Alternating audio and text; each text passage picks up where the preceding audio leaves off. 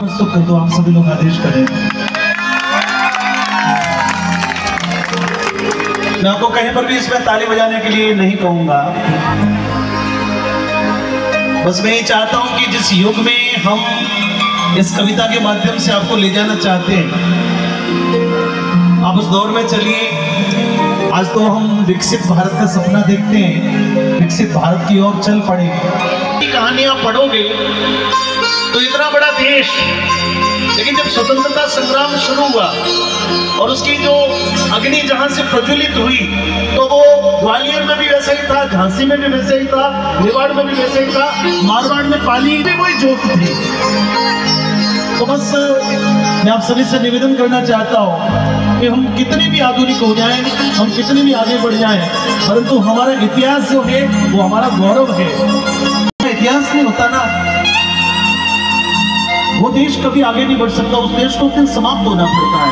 अमर रचना है और इसको जब गाया जाए तो बस उस युग में आप 400-500 साल मेरे पीछे चलिए।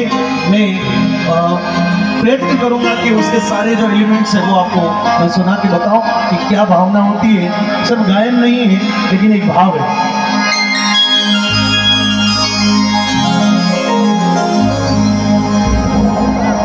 हल्दी घाटी का ओजस्वी संग्राम समाप्त हुआ और बहुत कोशिशों के बावजूद भी महाराणा प्रताप को उस युद्ध में एक बार पराजय का सामना करना पड़ा। मेवाड़ की शक्ति, मेवाड़ की भक्ति, मेवाड़ की स्वतंत्रता की जो लड़ाई है वो बहुत लंबी थी। बप्पा रावल के बाद में महाराणा कुंभा, महाराणा सांगा, जिन्होंने यहाँ से लगाकर भरतपुर के खानवा मैदान तक भी युद्ध लड़ा बाबर से।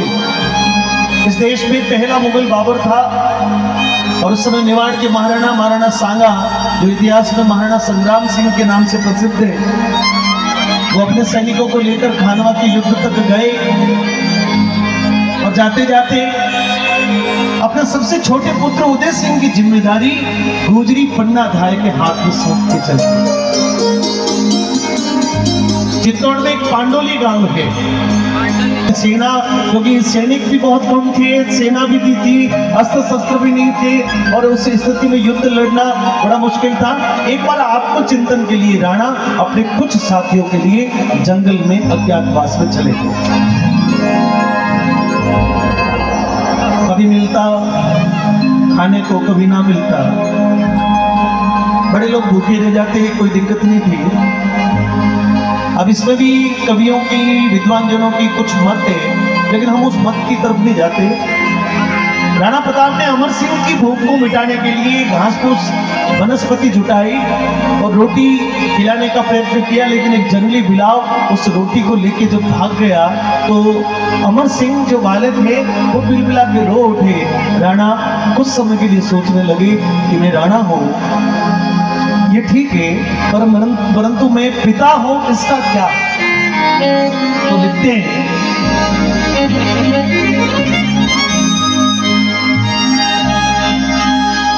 दानो सो मरो जीत बड़ो,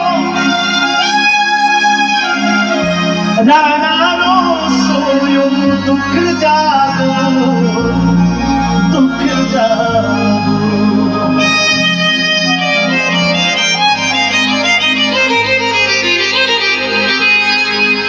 हरी घास दी रोटी, बन बिलावड़ो ले भागो, हरी घास दी रोटी, बन बिलावड़ो ले भागो, नानो सो आवयो जीत पड़ो, नानो सोयो दुख जागो,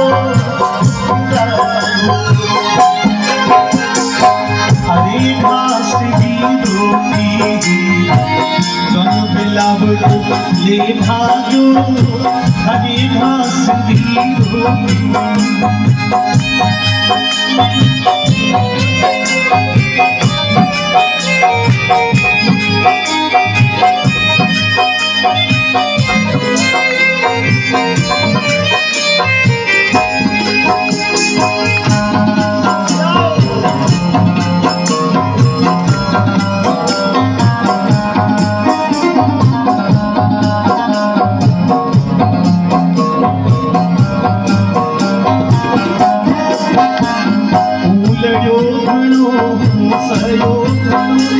मेवाड़ी मान बचावन में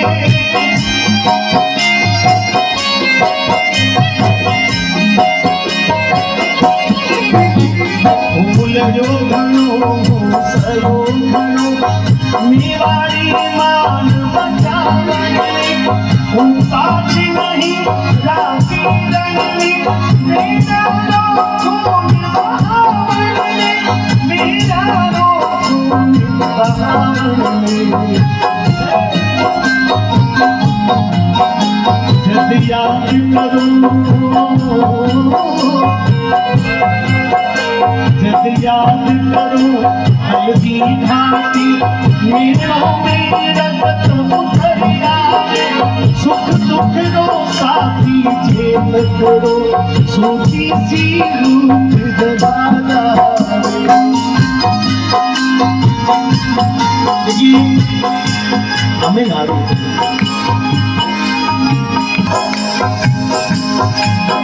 जब अपने पुत्र को रोता हुआ देखते तो क्षण के लिए उनके मन में विचार खड़ा हो गया कि मैं महाराणा हूं, ये ठीक बात है, लेकिन मैंने अपने पिता होने का क्या दायित्व निभाया। सांसारिक ग्रस्त जीवन में मैं एक पिता हूं, इसके लिए मेरा क्या दायित्व था।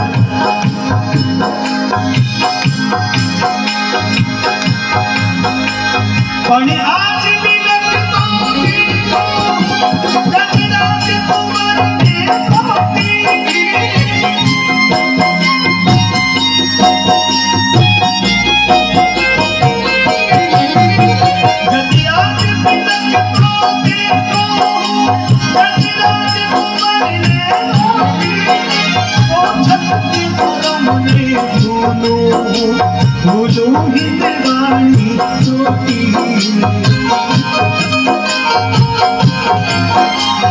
महलों में छप्पन भोग जगा मंजवार बिना करता कोनी सोनेरी खाया नीलम बाजों के बिना करता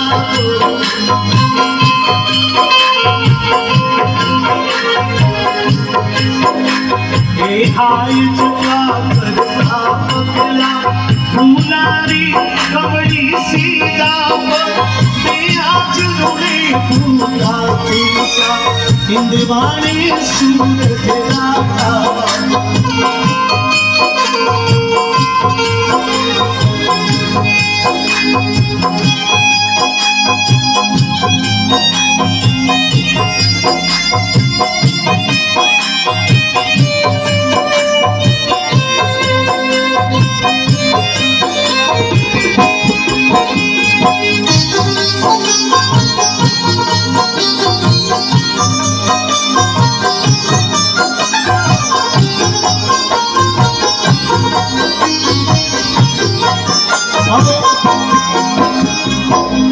राणा जो है बहुत उदास, बहुत हताश हो गए।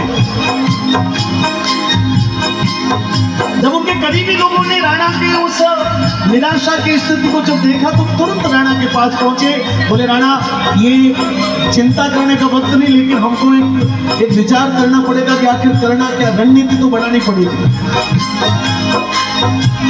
तुरंत सब लोगों ने विचार किया और उन सारे लोगों में से एक विचार निकल के आया कि क्यों नहीं कूटनीति का उपयोग किया जाए। उस समय के लिए अकबर को भरमाने के लिए हमको एक खेल करना पड़ेगा। राणा ने पूछा कि क्या करना पड़ेगा, तो कहा कि झूठा पत्र, चाहे वो झूठ ही सही, लेकिन अकबर को आपको लिखना पड़ेगा कि हाँ तो जैसा चाहता है वैसा हमने मान लिया।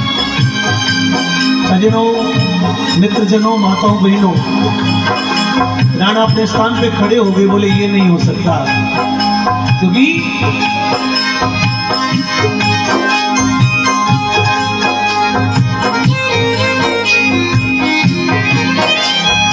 लिखूं दिया जग देखेगी आधा बड़ो चोरियों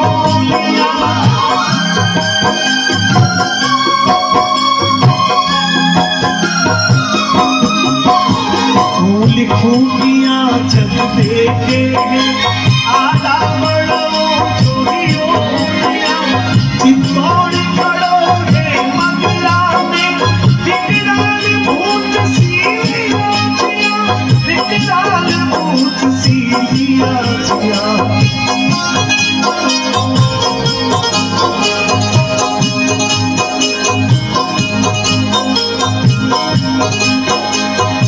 चुकू किया है आवन बन उड़ीरा देशलिया बनारी हो बुझू किया से सलपट आजादी रे परवाना। राणा कि मैं ये कैसे कर सकता हूं जब ये चित्तौड़ का किला मुझे देख रहा हजारों वीरांगनाओं की भटकती हुई ज्वालाओं में जलते हुए शरीर को मैं देख रहा।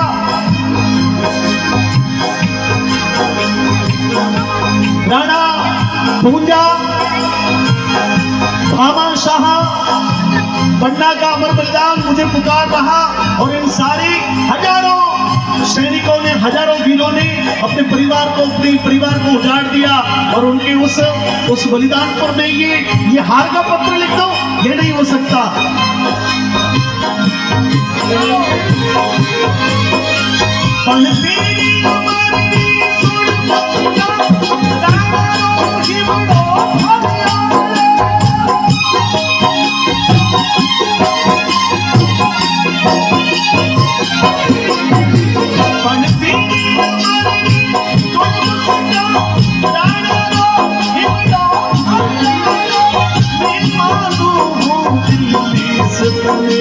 सम्राट संदेशो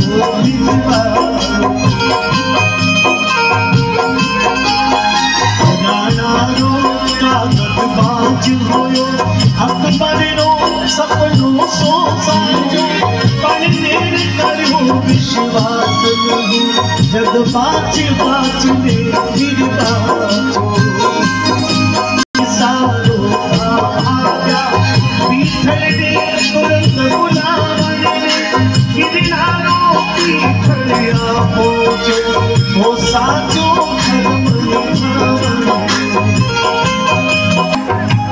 पश्चिम में उग सकता है,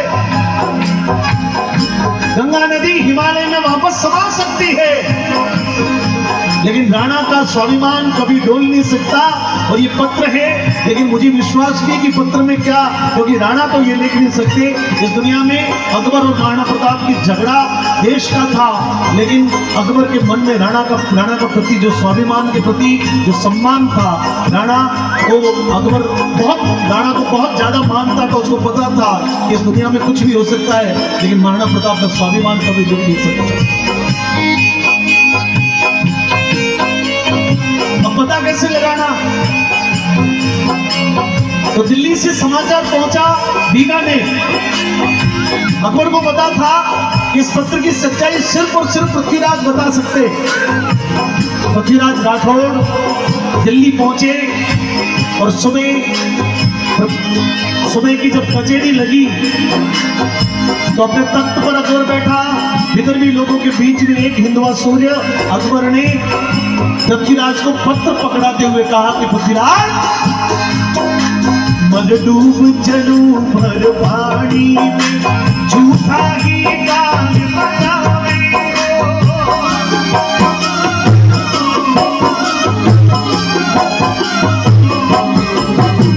मन डूब चलू भर पानी में झूठा ही गाल बनावे तन टूट गयो तीरा में तू भाट बना पीड़ा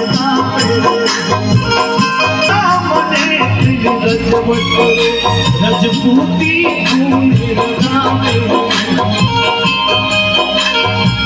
अकबर ने पत्र दिया, बोले चिल्लू पर पानी में डूब के मर जा। जिस राणा की तू भाट बन के बिरदावली गाया करता था, उस राणा का ये पत्र पढ़। सजनों, मित्रजनों, पृथ्वीराज ने जब वो पत्र पढ़ना शुरू किया तो पृथ्वीराज के कलेजे में कंपन हो गया। हालांकि पृथ्वीराज को ये पता था कि ऐसा हो नहीं सकता, लेकिन मित्रों आप लोग सोच के देखना, कलेजा क्यों उठा, क्यों हिला? कि उस पत्र को पढ़ने के तुरंत बाद में